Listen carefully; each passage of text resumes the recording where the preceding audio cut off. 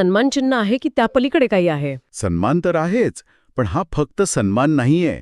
याला एक आंतरराष्ट्रीय ओळख मिळते आणि मग या स्थळांच्या संवर्धनासाठी, त्यांच्या जतनासाठी आंतरराष्ट्रीय पातळीवर मदत मिळायला वाव असतो. तांत्रिक मदत असेल, कधीकधी आर्थिक मदतही. हं. आणि सगळ्यात महत्त्वाचं म्हणजे ही आता फक्त आपली म्हणजे महाराष्ट्र किंवा भारताची जबाबदारी नाही राहत. ती एक जागतिक जबाबदारी बनते. हो, हे महत्वाचं आहे. म्हणजे संवर्धनाच्या प्रयत्नांना एक वेगळी दिशा मिळेल. अगदी. एक गती मिळेल. बरं, मग आता आपण त्या 12 किल्ल्यांबद्दल बोलूया. कोणते आहेत हे किल्ले? यादी तशी मोठी आहे. सुरुवात राजगडांच्या गडांपासून करूया का? राजगड आणि रायगड.